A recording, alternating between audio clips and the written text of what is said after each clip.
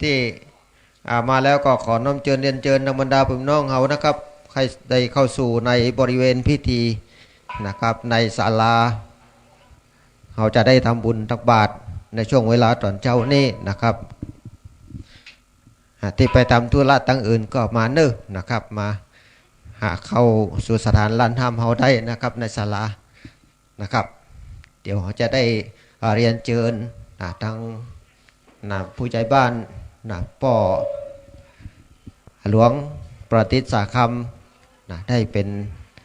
ประธานจุดเทียนจุดธูปนะครับตอนนี้ก็เอาขันดอกเข้าไปทำประจำตีเนาะก็เดี๋ยวแกจะได้ทำพิธีทางศาสนาผมลืมขันดอกทางนอกคุณทางเรียนเชิญเนอร์ทางพุ่นเนอร์นะครับที่โต๊ะคุณเนาะปอแอนะครับปอสามารถเรียนเชิญเนอร์ปอหลวงเรียนเชิญได้จะได้เทียนจุดเทียนจุดธูปนะครับครับตอนนี้ก็ยังออกอากาศอยู่เนอร์ตอนนี้นะครับธรรมดาพี่น้องเฮานะครับได้ออกอากาศอยู่นะครับอยู่ที่สถานีดอยลอเนาะก็เขาก็ได้แผ่บุญแผ่กุศลไปไกลนะครับถึงเชียงใหม่ลำปางลำพูนค่อยไปหมดในอำเภอในสถานที่ที่ได้ครับขึ้นของสถานีวิทยุนะครับเขาท่านพระครูเปิ้ลได้จัดรายการออกอากาศด้วยนะครับตอนนี้ขันดอกขันดวง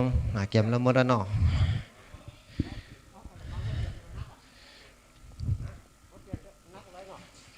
เอาเปลี่ยนแล้วก็เอาตอนนี้ตั้งท่านพระคุณเจ้าก็ตอนนี้ท่านอาจารย์มาบรรยงเพิ่นก็เข้ามาสู่สถานที่ศาลาเฮานี้แล้วเนาะเจ้าอาวาสเฮานะครับเจ้าสำนักสงฆ์สำนักปฏิบัติธรรมก็เข้ามาแล้วนะครับตอนนี้เราก็จะได้จุดเทียนจุดธูปบูชาพระรัตนตรัยนะครับเป็นลำดับต่อไปก็ขอเรียนเชิญตั้งพ่อแก่วัดเฮานะครับเป็นประธานจุดธูปจุดเทียนนะครับ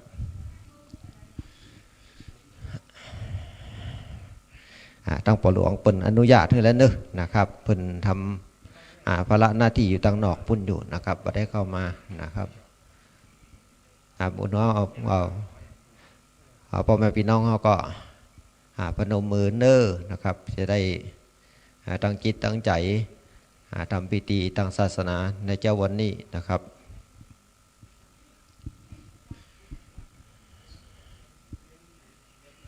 ครับเทียนเทียน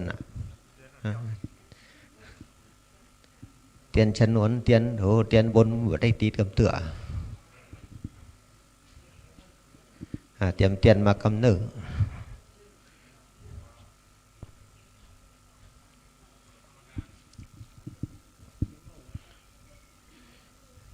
นี่ก็อยู่หันนะกะ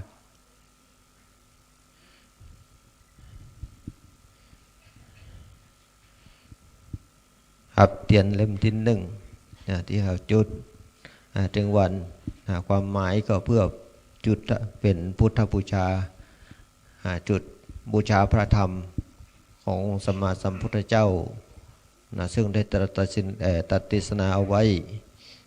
เพื่อได้ปฏิบัติตามกันมานะครับส่วนเล่มที่สองที่เราได้จุดบูชากันก็เพื่อเป็นพุทธบูชาเหมือนกันเป็นบูชาพระธรรมวินัยขององค์สรีสัมมาสัมพุทธเจ้านะครับเทียนสองเล่มมีความหมายอย่างนี้นะครับส่วนธูปที่เอาจุดเป็นพุทธบูชานั้นบูชาในพระกรุณามหาธิคุณพระปัญญาที่คุณพระบริสุทธิ์ที่คุณขององค์สรีสัมมาสัมพุทธเจ้าเอาจุดบูชาเพื่อน้อมระลึกถึงคุณงามความดี ของพระพุทธองค์ที่ได้สั่งสอนเวนยศาสตร์ของเราเพื่อได้ปฏิบัติตามกันมาตลอดถึงจนทุกวันนี้นะครับ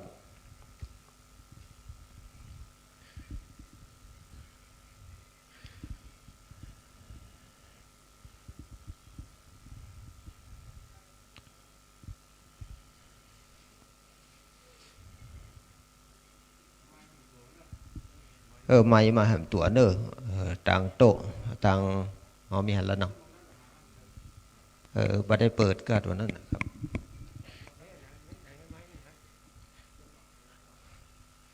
ผู้ช่วยเป็นไหนผู้ช่วยไม่ตัวกูมีฮะนะกะ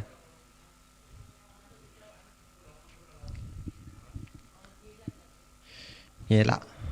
แต่มันบ่ดัง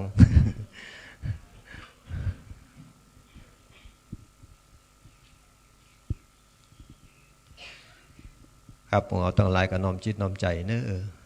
ระลึกถึงคุณของสรีสัมมาสัมพุทธเจ้า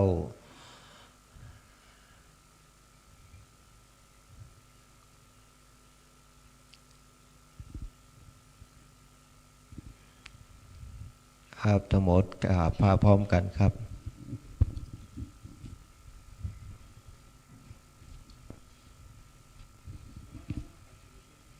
ปน้อยพักกินกันศีลตัว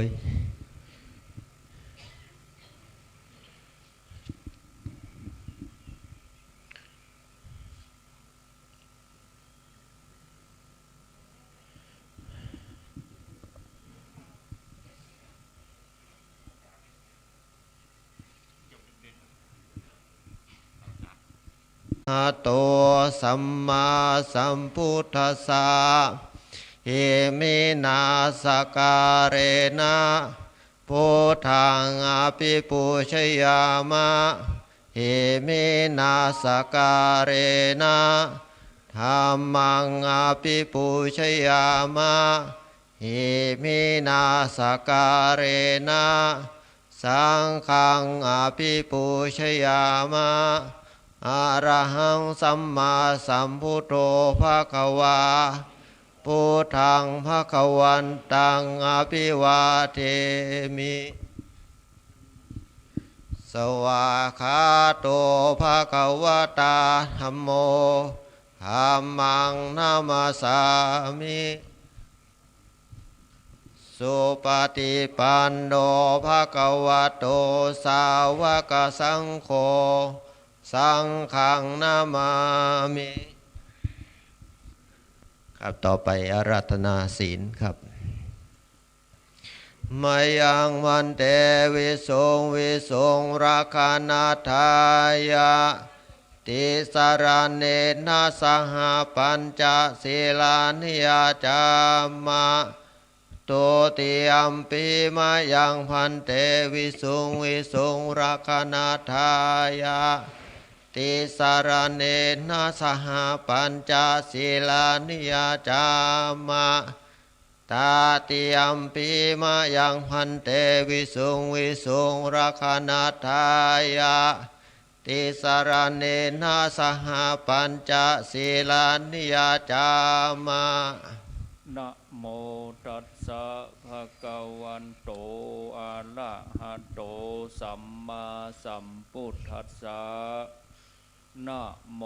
ตัสสะภะคะวันโตอะระหะโตสัมมาสัมพุทธัสสะนะโมตัสสะภะคะวันโตอะระหะโตสัมมาสัมพุทธัสสะนะโมตัสสะภะคะวะโตอะระหะโตสัมมาสัมพุทธัสสะนะโมตัสสะภะคะวะโตอะระหะโตสัมมาสัมพุทธัสสะนะโมตัสสะภะคะวะโตอะระหะโตสัมมาสัมพุทธัสสะพุทธังสรณังกัจฉามิพุทธังสรณังกัจฉามิธัมมังสรณังกัจฉามิธัมมังสรณังกัจฉามิสังฆังส สรณังกัจฉามิสังฆังสรณังกัจฉามิตุติยัมปิพุทธังสรณังกัจฉามิตุติยัมปิพุทธังสรณังกัจฉามิตุติยัมปิธัมมังสรณังกัจฉามิทุติยัมปิธัมมังสรณังกัจฉามิตุติยัมปิสังฆังสรณังกัจฉามิทุติยัมปิสังฆังสรณังกัจฉามิ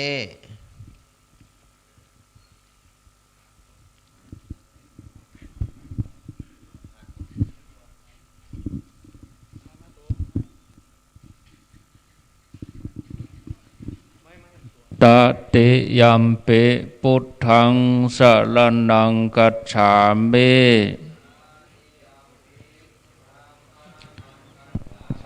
ตติยัมปิธัมมังสรณังกัจฉามิตติยัมปิสังฆังสรณังกัจฉามิปานาติปาตาเวระมณี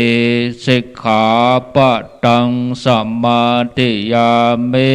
ปานาติปาตาเวระมณีสิกขาปะทังสมาธิยามิอะตินนาทานาเวระมณีสิกขาปะทังสัมมาทิยามิอาทินนาทานาเวระมณีสิกขาปะทังสมาธิยามิกามเมสุมิจฉาจาราเวระมณีสิกขาปะทังสัมมาทิยามิกามเมสุมิจฉาจาราเวระมณีสิกขาปะทังสมาธิยามิมุสาวาทาเวระมณีสิกขาปะทังสัมมาทิยามิมุสาวาทาเวระมณีสิกขาปะทังสมาธิยามิสุราเมลัญญะมัจจปัมมาทัฏฐานาเวระมณีสิกขาปะทังสัมมาทิยามิสุราเมรยมัจจปมาทัฏฐานาเวระมณีสิกขาปะทังสมาธิยามิอิมานิปัญจสิกขาปะทานนิสีเลนะสุขติยันติสาธุสีเลนะโภคสัมปทาสาธุสีเลนะนิพุติยันติตัสสมาสีลังวิโสทะเยสาธุครับสำหรับเข้านอดที่เขาได้อันนี้จะมาใส่บาตรวันนี้เขาได้ใส่บาตรไปแล้วนะครับต่อไปนี้ก็พนมมือขึ้นนะครับเป็นถวายโยงเข้าบาตรนะครับสาธุกาสาโอตานาปินดิปาตังตานังนิปานาปัจจโยโหตุโนนิจังสาธุกาสาโอตานาปินดิปาตังตานังนิปานาปัจจโยโหตุโนนิจังสาธุกาสาโอตานาปินดิปาตังตานังนิปานาปัจจโยโหตุโนนิจังนิมนต์ท่านพระคุณเจ้าถวายพรพระครับ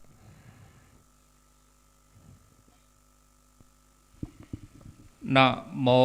ตัสสะภะคะวันโตอะระหันโตสัมมาสัมพุทธัสสะนะโมตัสสะภะคะวันโตอะระหันโตสัมมาสัมพุทธัสสะนะโมตัสสะโตอะระหะโตสัมมาสัมพุทธัสสะพุทธังสรณังกัจฉามิธัมมังสรณังกัจฉามิสังฆังนังกัจฉามิทุติ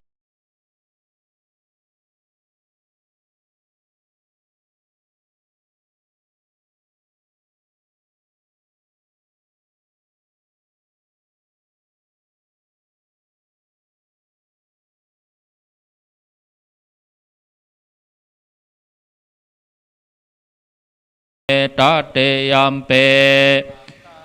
นังกัจฉามิติปิโสปังกังวาอะระหังสัมมาสัมพุทโธเวชชาจาลานาสัมปันโนสุขันโตโลกังเวโตอนุตตโลปุเรสะธัมมาสันตาเทวามนุษย์สันนังพุทโธปังกวันเตสวากาโตปังกวันตาธัมโมสันเดนเตโกอากาเลโกโอปานาเยโกปัจจตังเวเดธัมโมเวนโยเหเตโสปะเตปันโนภะคะวันโตสาวกสังโฆโอโจปันเตปันโนภะคะวันโต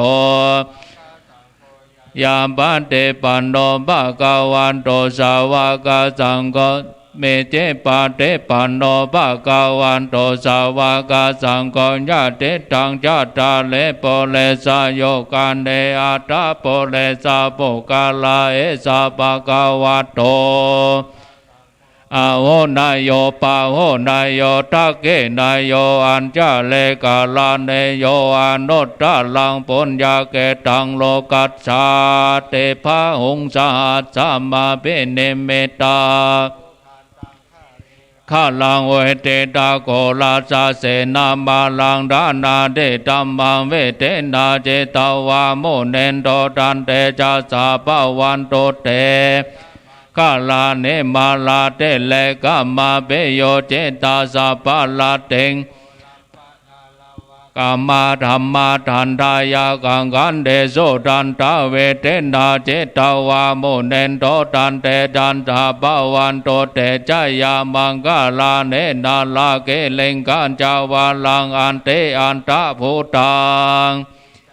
สะสานเนวาโสตาโลนันตังตัมโพเสกาเวเตนาเจตวาโมเนนโทตันเตจัสสะปะวันโตเตจายามังกาลาเนคัมมาเตหัตถะสุธาโลนันตังอวันติโยจานาปาตังโคเลมาลาวันตังเอเตเปสังฆตัมมันโนเจตวาโมเนนโทตันเตจัสสะมังคลาเนนากาตาโมตะลังเอวากาปิเนยาเจนจายาตุตตะวัจจานังจายากายามัจเจสันเตนะสมบัมเวเตนะเจตวาโมเนนโตตันเตจัสสะปะวันโตเตจายามังกาลาเนสัจจังตวาราเกตงวาดาเปโลเปตะมานังอันเตอันตะภูตังปัจจัยปัจจาเลโตเจตวาโมเนนโตตันเตจัสสะภะวันโตเตจายามังกาลาเนนันโตตันนันดาปุจจกังเวปุตตังบาเอติงปุตเตนาเทลาปุจจเกนาเอโตปะเทสเวเตนาเจตวาโมเนนโตตันเตจัสสะภะวะโตเตจายามังกาลาเนเทเทพุทธะเกนาโสตตาหัตตังบรัมมังเวโสเตโจเตเมเตปากาเปตานังยานากาเตนาเวเตนาจิตตวาโมเนนโตตันเตจัสสะปะวันโตเตจายามังกาลาเนเอตาเปพุทธะจายามังกาลาวาจโนทินะทิเนสลันเตมาตันเดตวานาเนกาเวเวทาเนจุปัตถวาเนโมกขังสุขังอาเทกามายานาโลสัพปัญโยมหากาโลเนโกนาโตปุ เลตัวปาลาเมสัพพาปัตโตสัมโพธิโมตตมังเอเตนะสัจจวะเจนะแต่ใจยะมังกัลลังจะยันโตโพธิยาโมเลสักกายานังนันเทวัตโนเอวังตวังเวชัยโยเฮใจยาโสใจยะมังกัลเล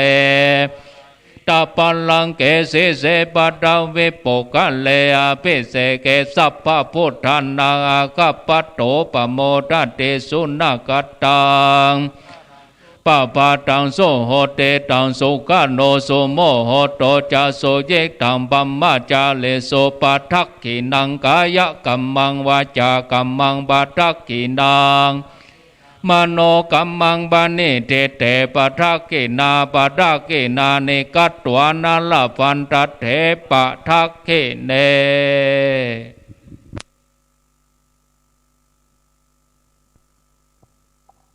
กับรับนี้ไปก็จะได้ถวายภัตตาหารสำหรับท่านพระคุณเจ้านะครับ ก็ถวายเข้าพระพุทธก่อนนอกนะ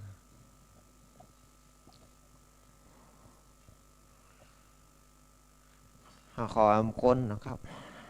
ถือเข้าครับขออำคนนอกถาดมี2 ถาดนะครับ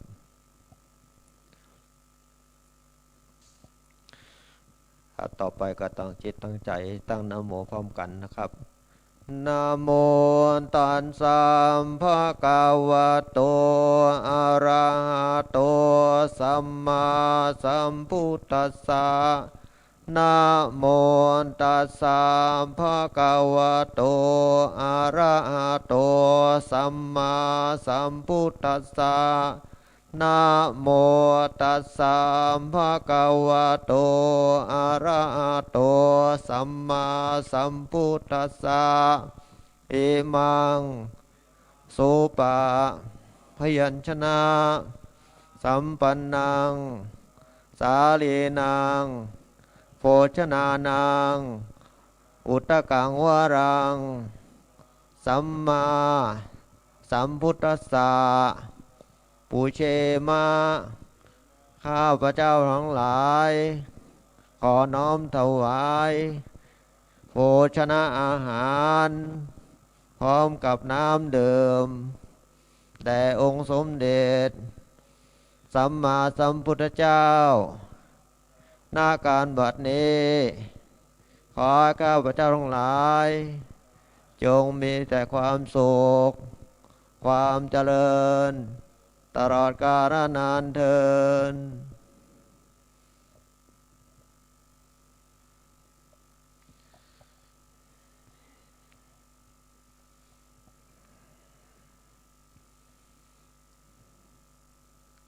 ครับลำดับนี้ก็ได้ถวายเข้าเพื่อเป็นพุทธบูชาพระสัมมาสัมพุทธเจ้าเรียบร้อยต่อไปก็จะได้ถวายภัตตาหารแด่ท่านพระคุณเจ้าครับต่อไปก็กล่าวกรรมถวายพร้อมกันนะครับอิมานิมายังพันเตภัตตานิสัปริวารานิภิกขุสังคัสสะโอโนชยามะสาธุโนพันเตภิกขุสังโฆอิมานิภัตตานิสัปริวารานิปฏิคันหาโตอัมหากังทีฆรตังหิตายะสุขายะข้าแต่พระภิกษุสงฆ์ผู้เจริญข้าพเจ้าทั้งหลายขอน้อมถวายภัตตาหารพร้อมกับของเป็นบริวารทั้งหลายเหล่านี้แก่พระภิกษุสงฆ์ขอพระภิกษุสงฆ์จงรับภัตตาหารพร้อมกับของเป็นบริวารทั้งหลายเหล่านี้ของข้าพเจ้าทั้งหลายเพื่อประโยชน์และความสุขแก่ข้าพเจ้าทั้งหลาย ตลอดสิ้นกาลนานเถิดสาธุครับช่วยกันประเกณฑ์เนาะครับก็มี2 คน นอกนั้นเพิ่นบอกเข้ามานะข้าจะกวดตัวเจ้าเพราะต่างคนก็ต่างมีหน้าที่ภาระหน้าที่เขาก็ไปทำช่วยกันตั้งนอกก็มีนะครับเพราะว่าการเนาะภาระหน้าที่มันนักนะครับตอนนี้เขาก็อยู่ในนี่เขาก็ทำหน้าที่ในนี่นะครับนิมนต์ท่านพระคุณเจ้าครับ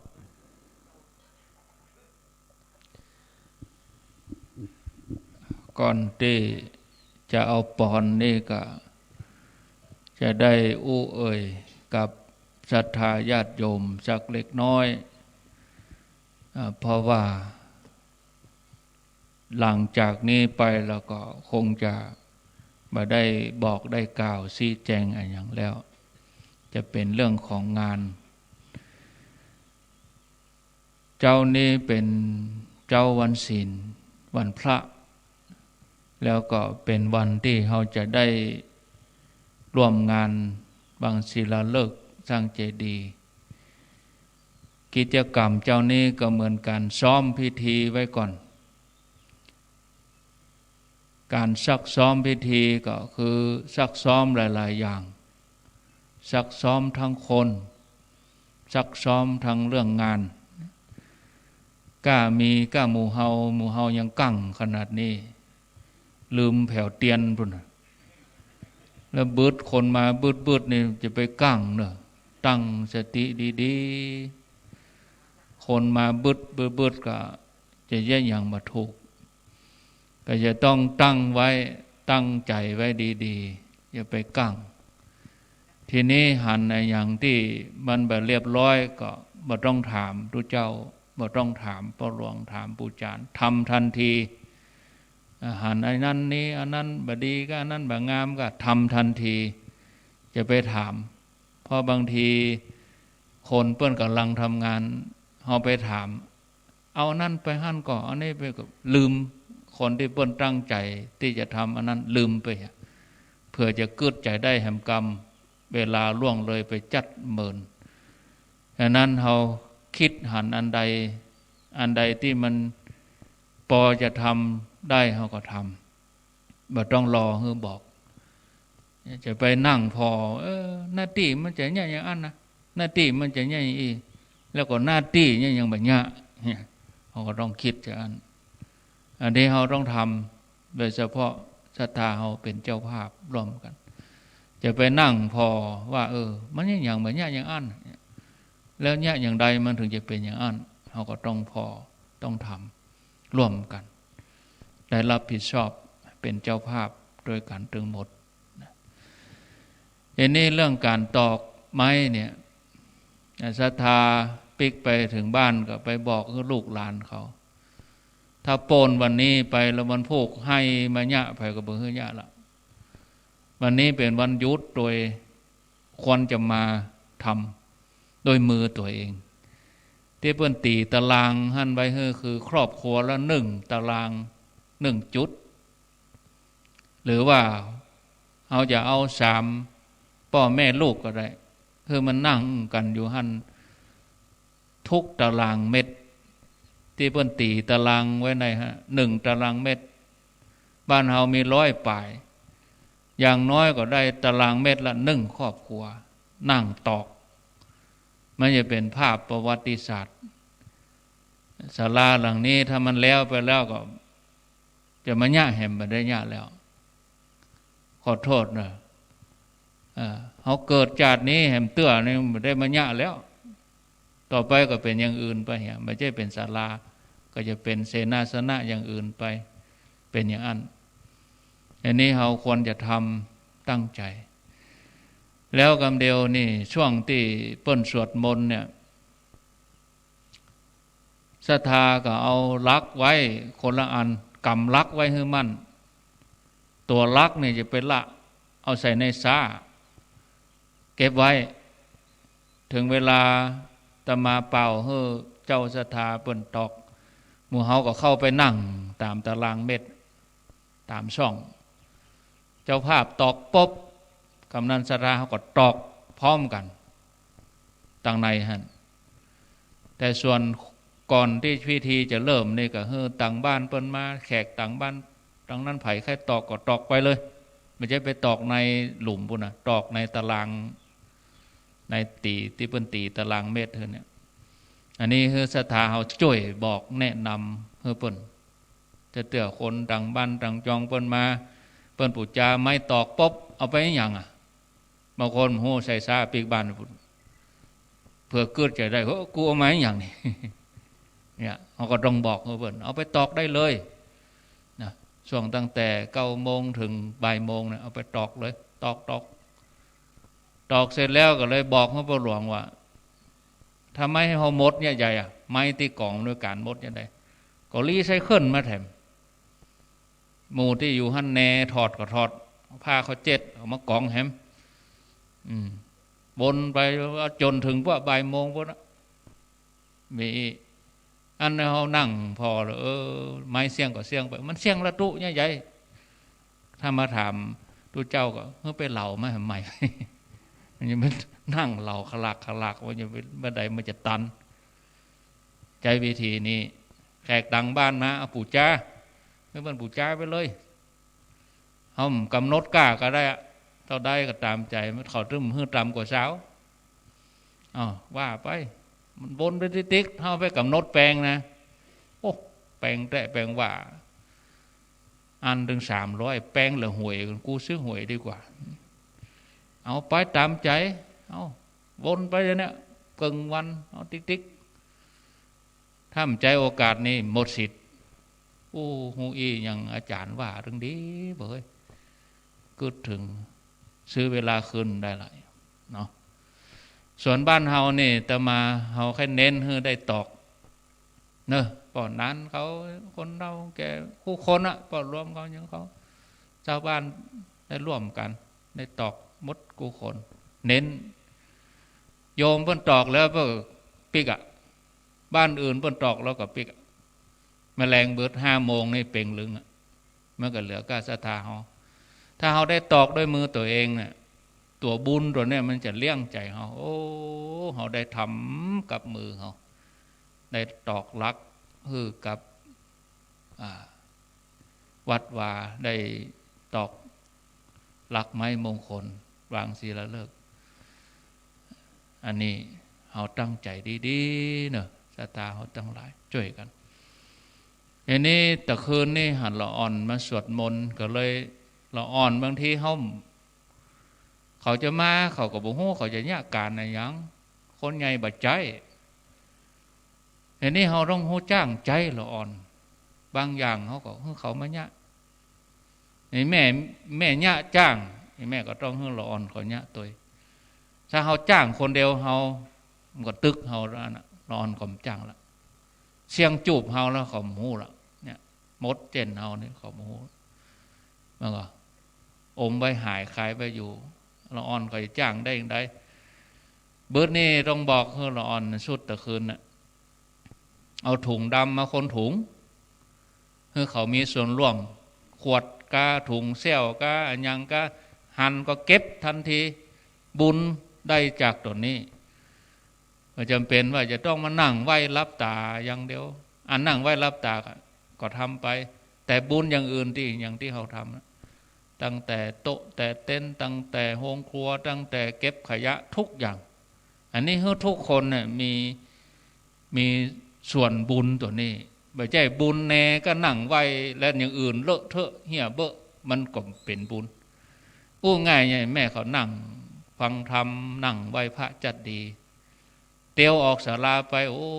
พอหมาข่วยขยะเหี้ยเบอะใจตกแล้วใครมวนอันนี้เราต้องช่วยกันทุกอย่างมันเป็นบุญเนาะช่วยกันวันนี้แห่มมีเวลาแห่มเมื่อกี้ชั่วโมงนับถอยหลังไปติ๊กคือเราเอาบุญตัวนี้หล่อเลี้ยงใจเราดีๆตั้งอกตั้งใจคือมันม่วนเนาะช่วยกันอนุโมทนาบุญมีส่วนร่วมช่วยกันทุกคนแล้วคำเดียวถ้าฮับปอนแล้วก็ ช่วงที่พระฉันเข้าหรือว่ารอพระฉันเสร็จเนี่ยก็มาลื้อตัวนี้เนาะเอาแต่นลงเอาที่นั่งที่อิงนี่ลงแล้วก็เอางูกวาดเพราะว่าแต่คืนนี้แมงเม่ามาค้อนอยู่นี่เดี๋ยวตัวเจ้าต่างอื่นมันเร็วคนเอาโอ้มีก็ศรัทธาหมูนี่มันพบแบบเพี้ยวรู้นี่ก็เพี้ยวหลายเตือนแล้วเขาจะมีโอกาสไปนั่งอธิบายให้เปิ้นมาหันเขาใส่มันเหี้ยศรัทธามันเพี้ยวเดี๋ยวเขาช่วยกันยกลงลุ่มแล้วก็กวาดไปกวาดแถมรอบเนาะช่วยกันเคลียร์ตังปุ้นพอรายละเอียดอย่างที่มันเป็นของที่มันบ่ได้ใจแล้วเขาก็ออกไปเข้าน้ำอาหารนี้เขาไม่ได้ใจแล้วมันต้องไว้ในนี้เอาไปปุ้นพระฉันแล้วก็ยูเข้าห้องครัวเลยเนี่ยมันต้องละไว้ที่นี่เนาะช่วยกันอย่างอื่นนั่นก็คงจะมีอย่างเนาะแบ่งหน้าที่กันไปเรียบร้อยแล้วก็ขออนุโมทนาก็เดียวศรัทธาเขาก็ได้ไปเก็บเนื้อเก็บตัวตอนนี้ไปก็ตั้งใจฮับปอนเนาะตุลุง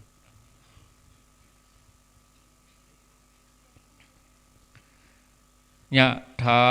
วาเลวหาปุลาปะเลโปเลนติสาคะลังเอวะเมวะอิโตทินังเปตานังอุปกปติ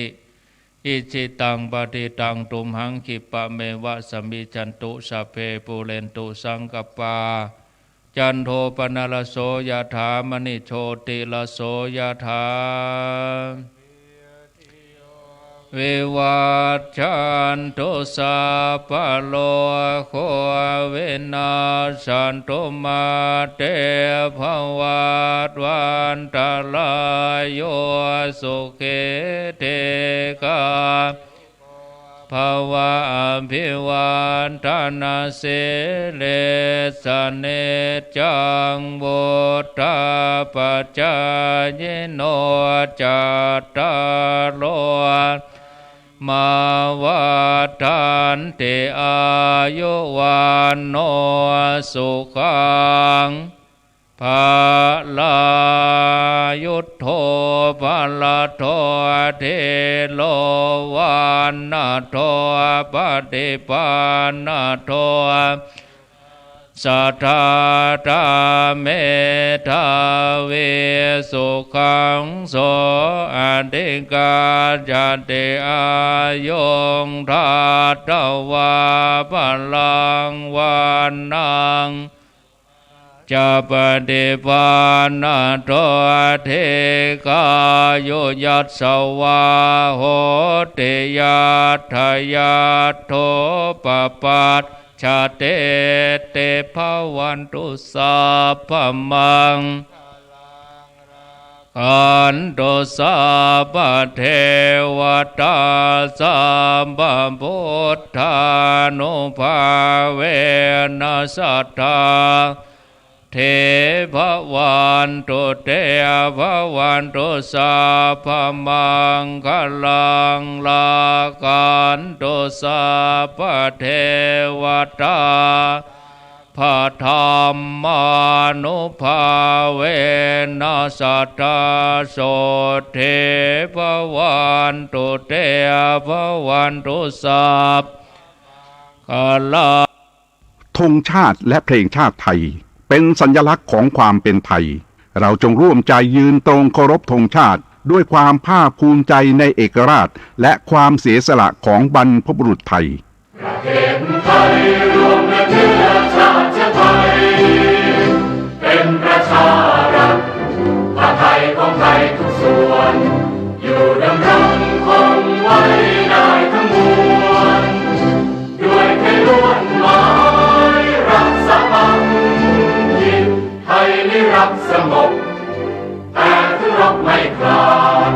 เอกราชจะไม่ให้ใครคุมขีสละเลือดทุกอย่างเป็นชาติทะเล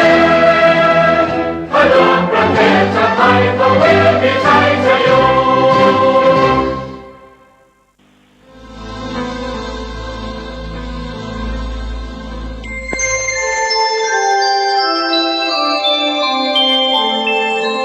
ขณะนี้ท่านกำลังฟังสถานีวิทยุกระจายเสียง FM 104.5 เมกะเฮิร